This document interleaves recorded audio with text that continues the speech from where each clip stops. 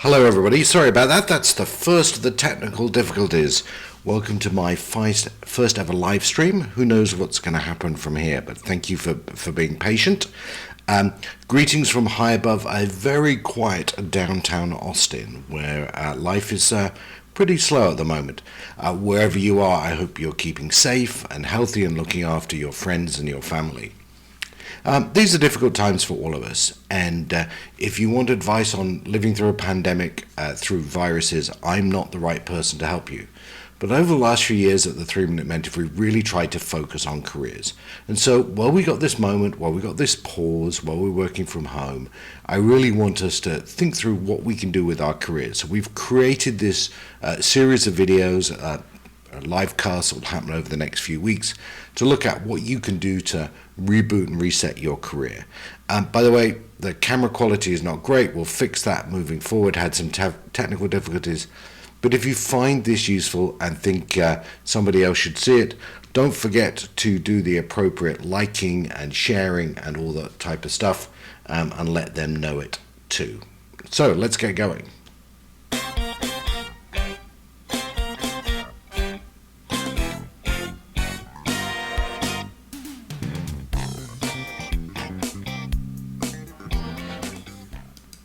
Okay, so let's get into the content for today. We're really going to focus on what you can do to reboot your career. As I said, I know these are tough times, and for many people, just worrying about whether you've got a job is the thing that's going to keep you up at night. But let's put that aside for a minute and use this as an opportunity to rethink about what we're doing and how we're doing it, and how when we regain traction, and things will get better as we know, we can really build our careers and reset. Also, there may be an opportunity at this time to really help people think about whether they're doing the right career. And so I put together some content about rebooting your career, so I thought we would start to share some of that. Okay, so here's the video, here's the presentation around live streaming and do I need to reboot my career. So the first thing I think we should think about ourselves is, what are the signs that you might be in a role where you should be rethinking about boosting your career?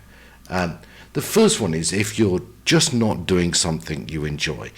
I'm amazed at the number of people who say, I really don't like this job, but they're paying me and it's working and I'm happy and stuff, but I'm really not getting much out of it. So if you find that's you, if you find that you're stuck in that position, then you should really ask yourself whether it's time to rethink about the job you're doing. The next one is if you're not learning new things. We'll talk about, over the next few weeks, we'll talk about some of the key skills. And one of the things we're going to talk about is content, and how you should always be building new content, which is the base of the knowledge you're going to use to be more successful. If you're in a job where for the last few years you've really learned nothing new, you've really not got anything extra content-wise out of it, then you should really think about whether it's time to do something new. The third one is skills. So if the first is content, the second is what I would call approach or skills. If you're just reusing the same skills you used for years and years, you're actually going backwards. So think about what you're doing, think about the skills, think about what you're learning in terms of new techniques, whether that's around managing people or managing resources or teams. If there's nothing new happening, then you should really think about whether it's time to do something different.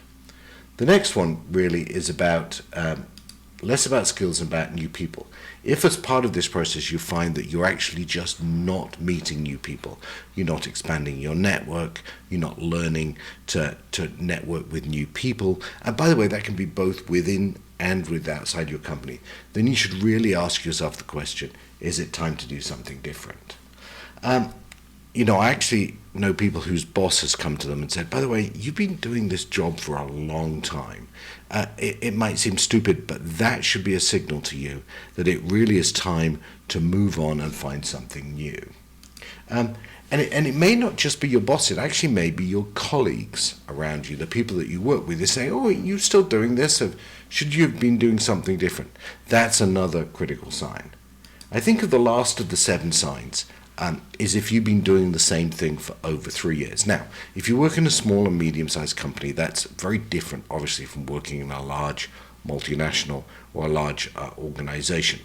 But think about your job in really 3 stages. Think about a role maybe rather than a job in 3 stages.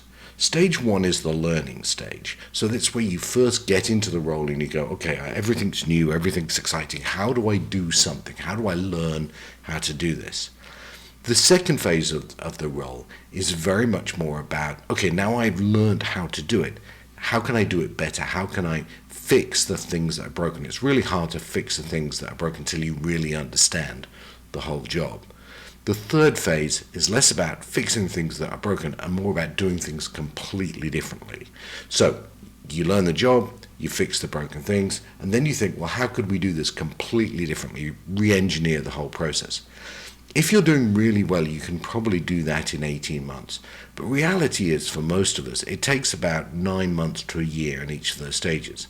So if you get to 3 years and you're still working, either you've not gone through those stages or you've been in that role long enough. So whatever message, however you're getting the signal, you might say to yourself, all right, it's time to think about a new role. So how do you go about that? I want to share with you, what is one of my favorite quotes. It's from the Cheshire Cat from Alice in Wonderland, where Alice says to the cat, which way should I go? And the Cheshire Cat says, which direction you're trying to get to? Alice says, doesn't much matter. The cat says, okay, it doesn't much matter which direction you take. And I think that's really true of careers too, and what you're doing and whether you need to reboot. Now, lots of people find this hard because they say to me, but Nigel, I know somebody who lucked into something. I know someone who didn't plan their career and is now running the world. Okay, great. Good luck for them. But hope is not a strategy. So you have to have a sense of where you want to get to, where you're going, what your destination is. Whether that's a financial goal, you feel you should be worth a certain amount of money, whether that's you want to be the best person on the planet in a certain skill area, whether that's people you want to work with, whatever's important to you, it's really worth having a sense of the destination you're trying to get to. Because if you don't know where you're going, it's really hard to make a plan of the steps to take next. So given that, how do you go about rebooting your career? How do you go about rebooting yourself? So here are 7 steps. I think the first thing is, and this might seem obvious, is you have to take ownership of your career. Now, there are lots of people I know who have changed jobs, changed roles, because they've had a significant change in their family life. They've had a kid, they're now looking after a senior parent or somebody, and they really need to change the trajectory of their career. And the first thing they do is take control of their career. And I would ask you to take control of your career. It's your career, it's your life. No one else is going to manage this for you. No one else is going to look after this. Your parents aren't going to come in. Your boss isn't going to do this. Your company's not going to do this. And maybe at these difficult times, it's really more obvious than ever before that at the end of the day, you have to take ownership of where you're going, of where your destination is, and how you're going to get there. So think about that and how you want to get there. So now you've owned the career. What is your destination? I gave you some examples earlier. It might be monetary, it might be skill, it might be knowledge. Whatever it is, write it down. And think about it in terms of that 3-year span we talked about. So let's say you want to be the CEO, you want to be running a large organization, but you've just joined one.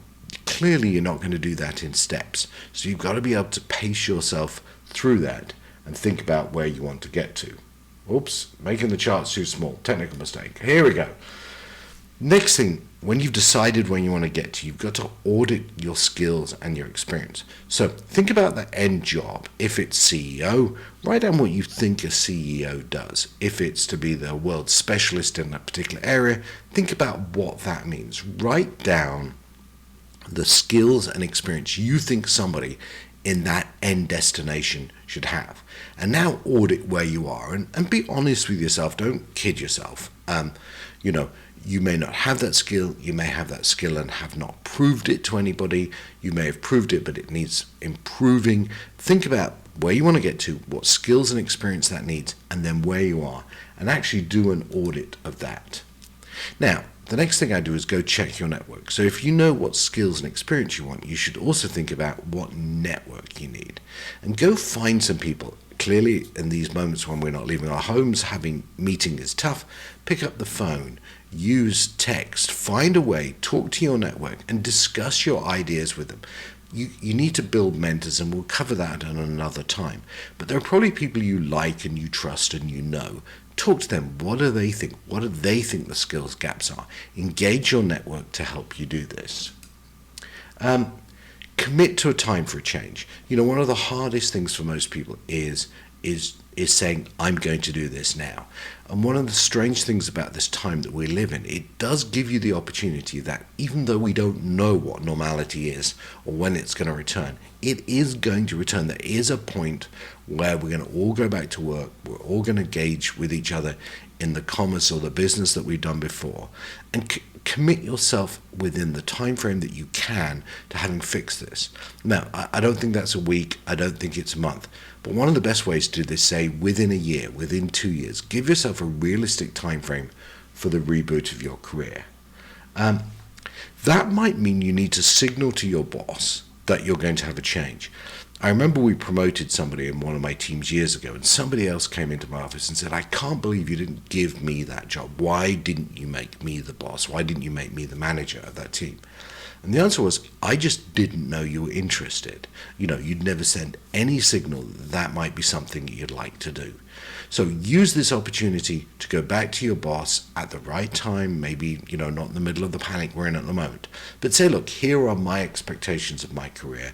Here's where I want to go. What can you do to help me? I think finally, if you haven't got the message already, it's start. And start isn't, go to your boss and say, that's it, I want to run the world. I think what start's about is really going and talking to people, talking to your boss, talking to your colleagues, and starting to plan out where you want to get to. So, you probably need a reboot. If you're stuck, this is a great opportunity for a reboot. You want to start now, and hopefully we've given you some ideas to think about. In the next few of these sessions, we're going to talk about some of the skills, some of the ideas, and some of the thoughts that might be useful as you go through that process. But really, all I wanted to do today was to give you the sense now is the time to start. Now is the time to kick this into action. Look, I don't know if this is useful to you. I don't know whether this has been any value. Please leave comments, send questions. You can write to me at the3minutementor@gmail.com. You can like, share, put comments underneath. We'll post this is going out on Facebook. We'll also get it up on YouTube and many other places. I'll put it on the 3-Minute Mentor website. So you're going to find there's lots of chances to feedback, to comment, to give me advice, give me guidance, tell me what you like, tell me what you don't like. But what I'd really like you to do is to ask questions. What are the things that, as you think about rebooting your career, you're most worried about? And when you do that, if any question I use, any comment I get, then here's what we'll do. I'll send you a copy of my book, Become a 21st Century Executive, to anyone we use as part of the live broadcast. Look, my first attempt at live broadcasting, I don't know how well it went. I'll watch back and see what we think. But please like, share, let other people know that you got something out of this, and we'll catch you next time.